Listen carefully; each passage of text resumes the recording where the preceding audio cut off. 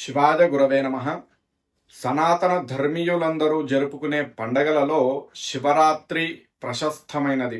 ప్రతి సంవత్సరము మాఘ బహుళ చతుర్దశి రోజున మహాశివరాత్రిగా జరుపుకుంటాం. ఈ మహాశివరాత్రి మనందరికీ కూడా అత్యంత పర్వదినము, పుణ్యదినము. ఇంతటి పుణ్యదినమైనటువంటి మహాశివరాత్రి ఈ నెల అంటే మార్చి 8వ తేదీన శుక్రవారం రోజున వస్తుంది. అయితే ఈ శివరాత్రి రోజున ఆచరించాల్సినటువంటి విధులు వంటి వాటి గురించి ఈ వీడియో. శివరాత్రి రోజు ఆచరించవలసినవి ప్రధానముగా 3 విధులు ఉంటాయి. అవి ఏంటంటే 1 శివార్చన, 2 ఉపవాసము, 3 జాగరణ. ఈ 3 గనక ఆచరించినట్లయితే మనకున్నటువంటి పాపరాశి అంతా కూడా దగ్ధమైపోయి ఈతి బాధలు, దారిద్రాలు తొలగిపోతాయి.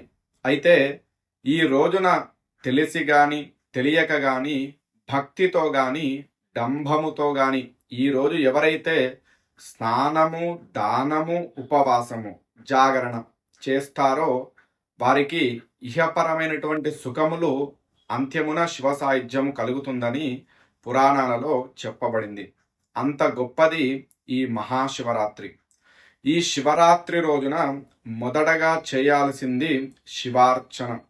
శివరాత్రి రోజున సూర్యోదయానికి ముందుగానే నిద్రలేచి స్నాన సంధ్యాది నిత్య పూజ కార్యక్రమాలు పూర్తి చేసుకొని శివలింగాన్ని షోడశ ఉపచారములతో పూజించాలి. ముఖ్యముగా ఏ ద్రవ్యము ఉన్నా లేకున్నా బిల్వ పత్రములతో ఖచ్చితంగా శివుడిని అర్చించాలి. శివాలయానికి వెళ్ళి శివ దర్శనం చేసుకోవాలి. ఇది శివార్చన అనబడుతుంది. ఇక 2వది ఉపవాసము.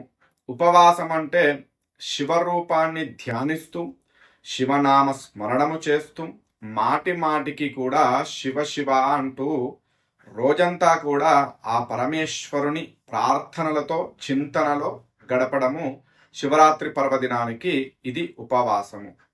ఇక 3వది జాగారము. శివరాత్రి నాటి సూర్యాస్తమయం మొదలు మరునాడు సూర్యోదయం వరకు 4 జాములు నిద్రపోకుండా మేల్కొని ఉండడము. ఈ విధముగా జాగారము చేసిన వారికి మళ్ళీ పునర్జన్మనెత్తడము ఉండదని స్కాంద పురాణం చెబుతోంది.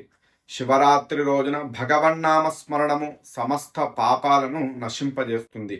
శివరాత్రి నాడు చేసే జాగారాన్ని ఏదో కాలక్షేప కబుర్లతో, వ్యర్థమైనటువంటి ప్రసంగాలతోనో, ఎలాంటి ప్రయోజనం లేని వాటిని చూస్తూనో కాకుండా శివనామాన్ని స్మరిస్తూ శివపరమైనటువంటి కథలను చదువుకుంటూ ముఖ్యంగా జపము చేసుకున్నట్లయితే కాలాన్ని సద్వినియోగం చేసుకున్నట్లు అవుతుంది.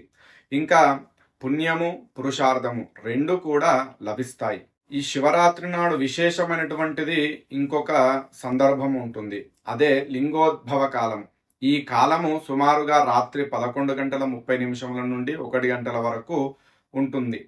ఆ సమయంలో నిర్మలమైనటువంటి మనస్సుతో శివ పంచాక్షరి మంత్రాన్ని జపిస్తూ ఉపవాస దీక్షతో పార్థివలింగానికి పూజాభిషేకాలు చేసుకున్నట్లయితే ఉమాశంకరులకు ఇది అత్యంత ప్రీతికరము. అలాగే బిల్వార్చన ఆచరించిన వారికి కూడా విశేషమైనటువంటి పుణ్యఫలము సిద్ధించి శివ సాయుధ్యము లభిస్తుంది.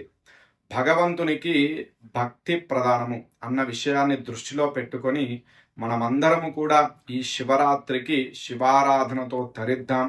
లోకా సమస్త సుఖినో భవంతు.